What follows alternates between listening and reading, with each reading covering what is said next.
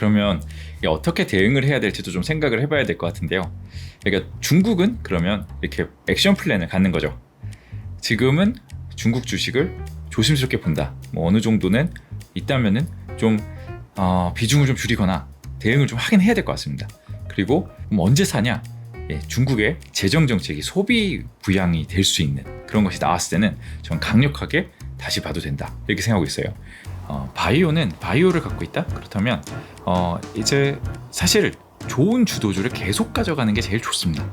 옆에 많이 보이는 다른 주식들이 있지만 그런 것보다 좋은 주식 가져가는 게 좋은데, 만약에 없다면 사실 저번에 말씀드린 것처럼 새 주도주가 나온다면 거기에 발은 걸쳐야 된다. 제가 계속 말씀드리잖아요.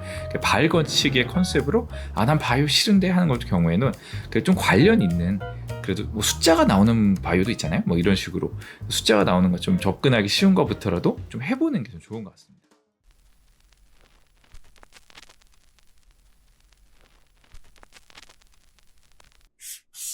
안녕하세요. 주식일타 김기훈입니다. 더벨에서 저를 소개하는 인터뷰 기사를 소개드렸었는데요. 거기서 말씀드렸던 그 주요 업종이 바이오하고 중국이 있었잖아요. 그 바이오하고 중국에 대해서 한번 다시 말씀드리려고 합니다.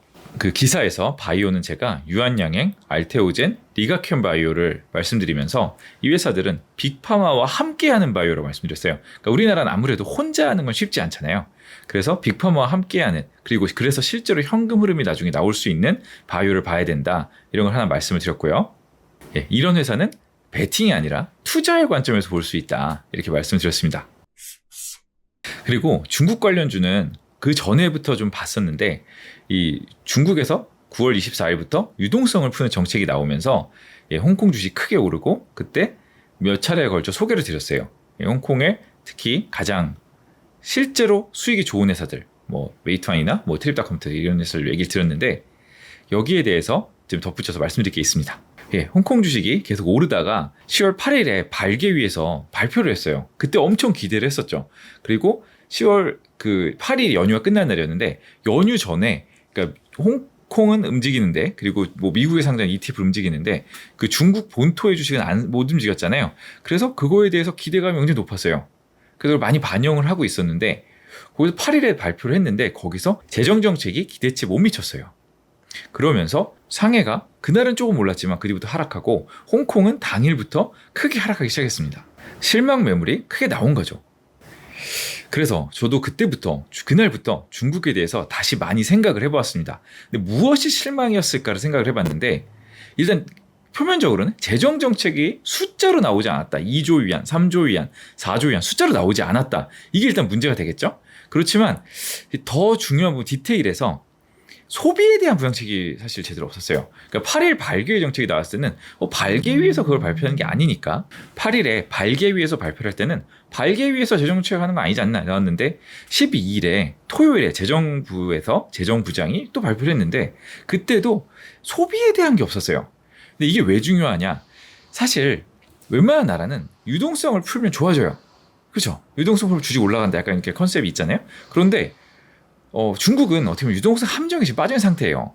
돈이 없는 게 아닙니다. 돈을 투자하거나 자산을 사거나 뭐 소비하는 게 아니고, 주로 막 예금을 하고 돈이 묶여버리는 현상이 있어요. 그럴 땐 유동성을 푸는 것만으로는 큰 효과가 없어요.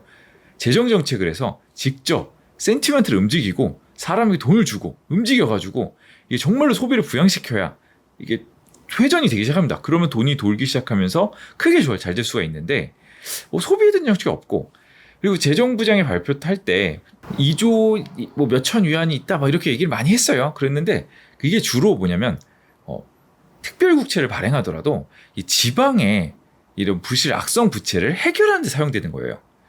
악성 부채를 해결하면 좋죠. 일단은 경제가 안정화되고요. 그리고 위험성이 많이 떨어집니다. 그거는 당연히 좋은데, 우리가 원하던 건 그게 아니었잖아요. 사실 10월 8일 이전에 원하던 거는 소비를 부양을 해가지고 경제를 다시 리바이브 한번 하는 거예요. 그걸 원했는데 소비 정책이 아직 안 나왔습니다. 그러니까 아직 안 나온 거긴 해요. 그래서 앞으로 뭐 전인대에 나온다는 얘기도 있고, 뭐 언제 나올 수 있다는 얘기가 있어요. 그런데 소비에 대한 부양 재정 정책이 제대로 나온다? 그러면 다시 생각을 바꿔야 합니다. 그럼 이거는 뭐 앞으로 쭉 가는 거예요. 그러면은 중국이 다시 돌아가면서 정말로 지금 뭐 비싼 건 아니니까 많이 올라갈 수도 있어요. 그런데 이게 안 나왔기 때문에 지금은 약간 조심스러운 스탠스입니다. 소비 관련 부양책이 나와야 우리가 확인할 수 있는 원자재 가격도 움직이고 지표들도 당연히 좋아지고 결국은 기업 실적이 좋아져야 주도주가 되는 거잖아요. 기업 실적도 좋아질 거예요. 소비 부양이 나오면 분명히. 소비 부양이 나오면 분명히. 그런데 소비 부양이 나오지 않으면 이 고리를 아직 상상해야 되는 단계인 것 같아요. 그래서 조심스럽습니다. 그리고 미국은 사실 지금 AI가 주도주가 더 강화되고 있다고 보고 있어요. 실제로 그렇죠. 예전부터 말씀드린 하드웨어, 반도체뿐만 아니라 소프트웨어, 클라우드 서비스 프로바이더, 플랫폼 등으로 AI가 오히려 확산되고 있어요. 그리고 그때는 그냥 소프트웨어는 아직 테마고 실제 수혜는 엔비디아를 중심으로 반도체만 있지 않냐 했었는데 생각보다 빨리 소프트웨어 쪽으로 수혜가 가고 있어요. 그래서 정말로 돈을 벌고 가이던스를 높이는 소프트웨어 플랫폼 이런 회사들이 나타나고 있습니다. 그래서 미국은 AI가 더 강화되고 있는데 우리나라는 사실 다른 점이 있습니다. 우리나라는 엔비디아에 직접 수혜주라면 좋겠지만 전체적인 경제는 아직 돌고 있지 못해요. 그러니까 국내 경제 내수 약하잖아요. 그리고 전체적인 총수요가 늘으면서 경제가 막 좋아지려면 뭐 중국도 좋아지고 유럽도 좋아져야 되는데 그렇지 않잖아요. 미국이 금리를 50bp 내렸다? 그렇다고 해서 우리나라 경제가 확 도는 게 보일까요? 그러니까 아직 그렇진 않습니다. 그러니까 미국이 중립금리 이하로 금리를 내린다? 뭐 이런 게 아니잖아요. 아직은 중립금리가 높은 상황이고 그러니까 이 상황에서는 미국처럼 원래 좋았던 경제는 좋지만 그러니까 우리처럼 부양을 해야 되는 상황에서는 사실 경제가 크게 돌아서 막 시클리컬이 다 좋아지는 그런 거는 아직은 아닌 것 같아요. 그렇다면 더욱 바이오로 간다. 약간 이런 상황이 있을 수 있죠. 왜냐하면 바이오는 숫자보다는 연구 성과 그리고 나중에 나올 캐시플로우에 대한 기대 이것이 중요하니까요. 그럼 지금은 경기가 추가로 더 좋아지는 기대를 하지 않아도 잘할 수 있는 회사에 투자해야 되는 거죠. 뭐 그런 게 저희 바이오도 있었지만 뭐 예를 들어 뭐 미국 수출 데이터 좋은 거 미국 경기 좋으니까요. 미국 경기가 좋으니까 미국에 기댈 수 있으면 여전히 좋아요. 그러니까 예를 들어 톡신 같은 거 데이터 좋으니까 뭐 이런 쪽들은 여전히 좋게 가고 있고요. 그러니까 뭐 방산 같은 경우 방산 업체들도 실제로 수주가 좋고 그 쌓인 수주에서 좋은 이익이 나오고 그리고 경기와 또 상관이 크게 없잖아요. 그러다 보니까 방산 업체도 경기 기대가 없어도 좋을 수 있는 업종이 될 수 있어요. 아까 말씀드린 톡신이나 필러 이런 거 왜 좋냐? 이런 회사들은 그 글로벌 1등 제약사를 만든 게 비만약이잖아요. 그 비만약을 먹으면 당연히 피부를 또 이렇게 관리를 해야 돼요. 그래가지고 톡신은 좀 추가 수요가 있고요. 또 어떤 화장품보다 약간 더 좋은 점은 이거는 아무나 만들 수는 없잖아요. 그래서 그런 진입장벽도 있기 때문에 지금 굉장히 좋은 상황입니다. 바이오는 기존에 말씀드린 뭐 유한양행, 알테오젠, 리가켐처럼 빅파마와 함께하는 컨셉이 여전히 좋다고 생각해요. 이게 주도주라고 생각하고요.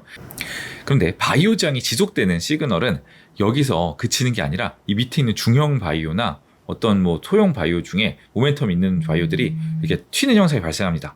그런 거는 그룹화, 저희가 시대의 주도주를 말씀드릴 때 그룹화가 필요한데 같이 가야 좋은 거거든요. 같이 가야 그룹화가 돼서 이 주도주 컨셉을 믿을 수 있는 거죠. 근데 어떤 한두 종목만 살아남고 계속 탈락자가 나온다? 이건 주도주 업종에서 떨어지고 있는 가능성이 있어요.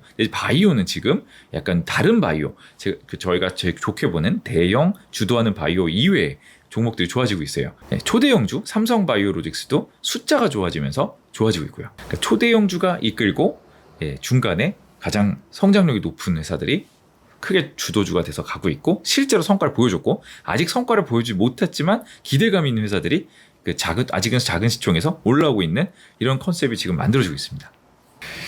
이 바이오 관련해서 알테오젠은 상대적으로 다른 곳이 많잖아요. 그러니까 저희가 아무래도 좀 컨텐츠가 적은 분이 유한양행이나 뭐 리가켐 바이오 한번 컨텐츠로 만들어서 공부해 보려고 합니다.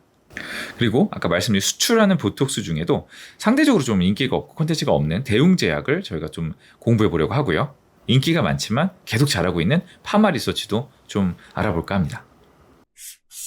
그러면 어떻게 대응을 해야 될지도 좀 생각을 해봐야 될 것 같은데요. 그러니까 중국은 그러면 이렇게 액션 플랜을 갖는 거죠. 지금은 중국 주식을 조심스럽게 본다. 뭐 어느 정도는 있다면은 좀 비중을 좀 줄이거나 대응을 좀 하긴 해야 될 것 같습니다. 그리고 언제 사냐? 중국의 재정 정책이 소비 부양이 될 수 있는 그런 것이 나왔을 때는 전 강력하게 다시 봐도 된다 이렇게 생각하고 있어요. 그런데 지금은 분명히 조심해야 될 때인 것 같습니다. 그리고 기회 비용이 클 수 있어요. 다른 주식이 또 될 수 있잖아요. 그러니까 사실 좀 어렵지만 지금 결단을 좀 해야 되는 상황인 것 같습니다. 바이오는 바이오를 갖고 있다? 그렇다면 이제 사실 좋은 주도주를 계속 가져가는 게 제일 좋습니다. 옆에 많이 보이는 다른 주식들이 있지만 그런 것보다 좋은 주식 가져가는 게 좋은데, 만약에 없다면 사실 저번에 말씀드린 것처럼 새 주도주가 나온다면 거기에 발은 걸쳐야 된다. 제가 계속 말씀드리잖아요.